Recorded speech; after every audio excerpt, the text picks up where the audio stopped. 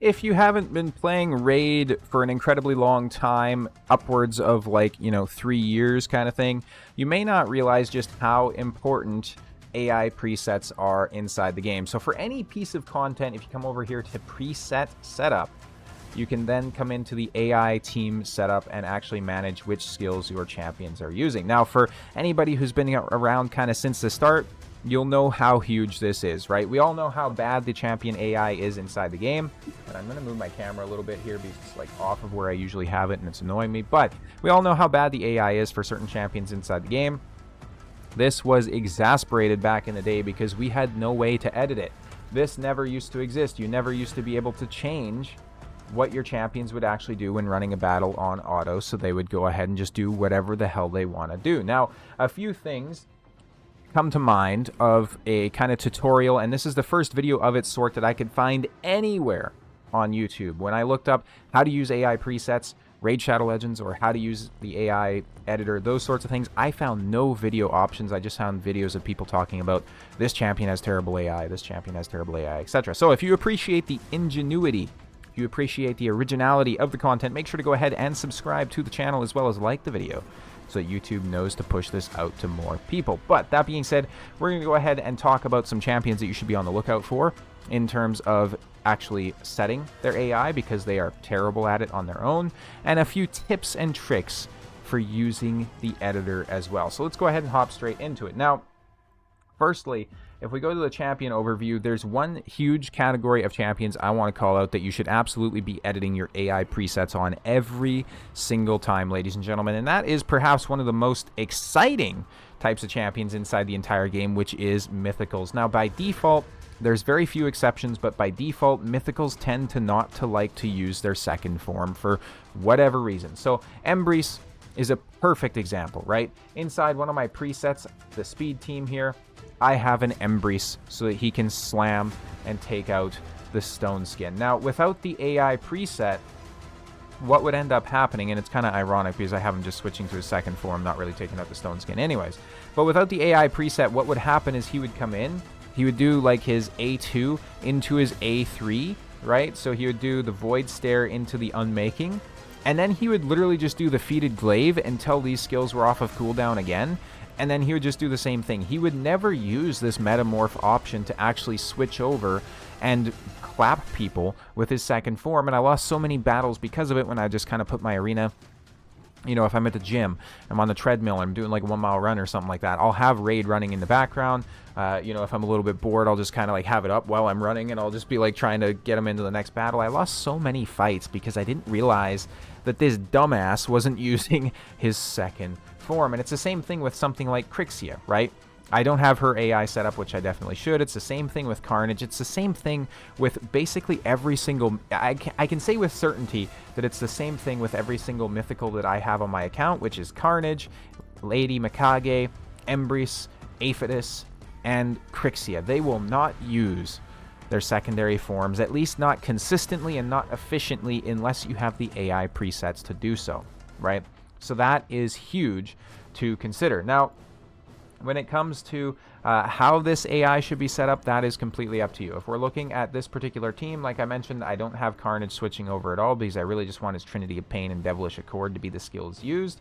Crixia, though, on the other hand, she should be set up like this. So you should have her opening with the Deadly Apparition. It's completely up to you if you want to use the Doom Lantern, right? I would probably put, number 2 into her Metamorph and then have her reset, right? Something like that. So she opens, she locks out the enemy, my team goes, we do our big nukes, whatever. Then Crixia goes again, then she metamorphs, then she resets us, then the rest of my team can go again and make sure to nuke them down a second time, which is so much more efficient. So that is one of the huge considerations, is that mythical champions are not metamorphing, essentially. Now, another type of champion to call out are still going to be support champions, and what I mean by that is somebody like a Armand's.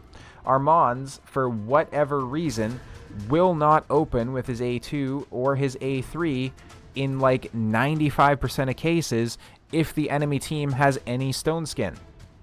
Don't know why it's like that. Don't know why it hasn't been fixed. Nobody's really talking about it all that much. In almost every situation that I fight somebody who doesn't have the AI set, or in almost every situation where I have a battle running on auto where I don't have my AI set, if there's one champion inside Stone Skin on the enemy team, he's just going to cycle A1s until that Stone Skin wears off, right?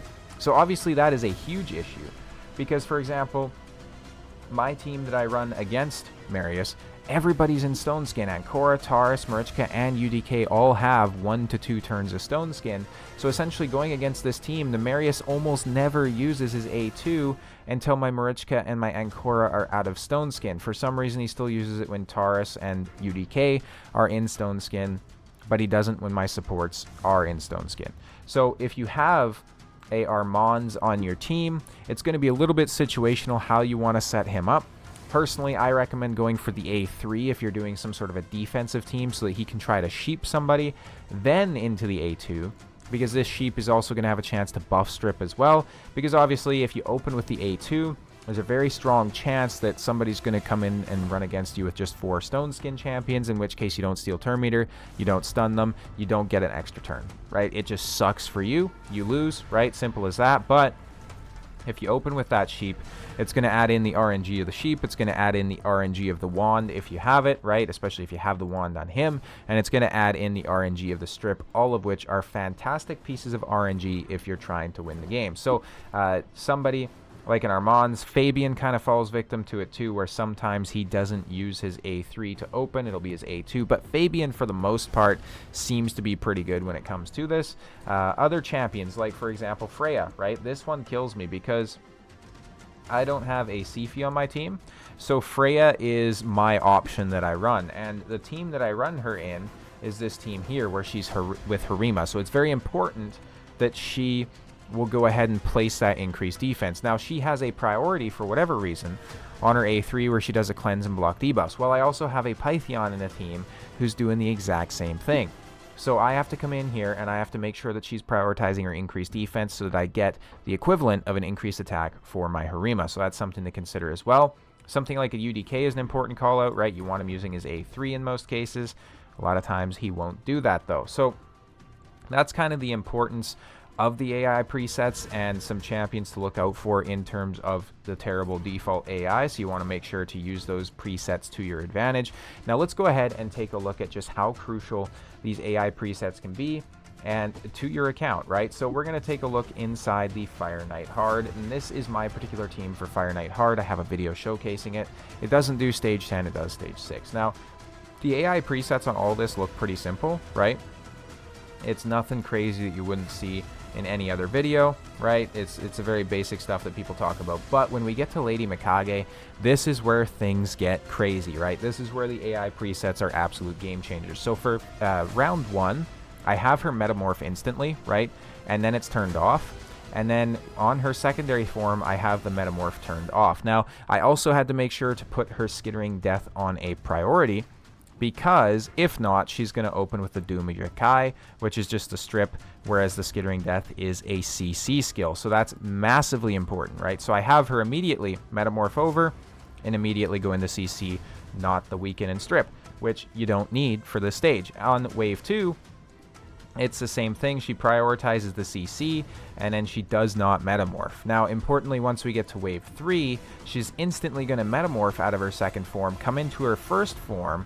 Metamorph is turned off again so that she cannot switch back out, and then she goes ahead and uses her Imperial Decree as an opener and a priority 1, and then she just has the Shadow Lash so that she can pull in the Zenogre with her the whole time. Now, notice how with these AI presets, I don't depend on the AI whatsoever to choose which skills it wants to use, and I most certainly do not depend on the AI to choose when or if it's going to metamorph, right? And this is crucial because you cannot leave those options up to your AI to decide. Now we'll take a look at another piece of content here as well, which is going to be the clan bosses. So for example, the Chimera, this is the team that I use here on auto.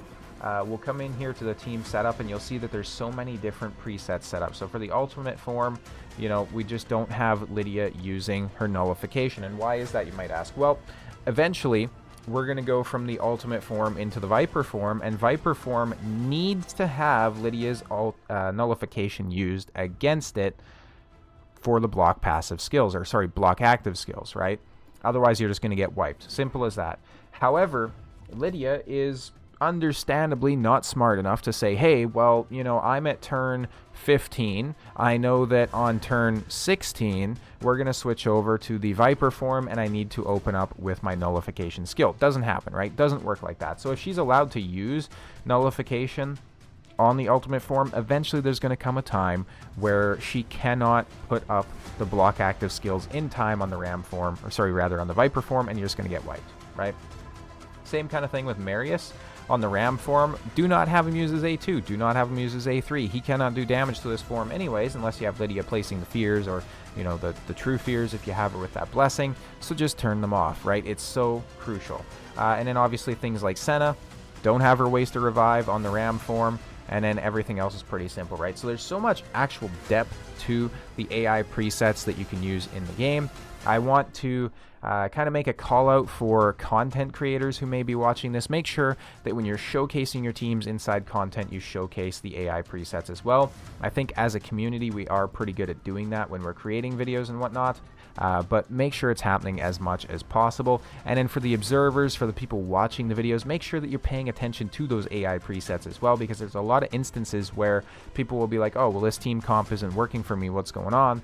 And it's just an AI preset mess up. And this is especially important when it comes to the fusion for Donatello that we have going on right now, because this guy is going to have a cooldown reset on his A2, and then he's going to have a cleanse on his A3, and he's going to have a heal on the A1. I can almost guarantee that this guy's AI is not going to be set up properly by default, where he's probably going to prioritize his A3 over his A2. So especially for you know, things like Hydra or Clan Boss, if you're trying to use this guy as a cooldown resetter, he may have to have a priority put onto his Shell Shocker A2, right? So just something to consider there.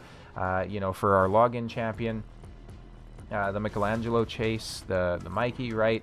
It's very possible that he might have a priority that prioritizes the A3, right? Which is probably going to be how it is.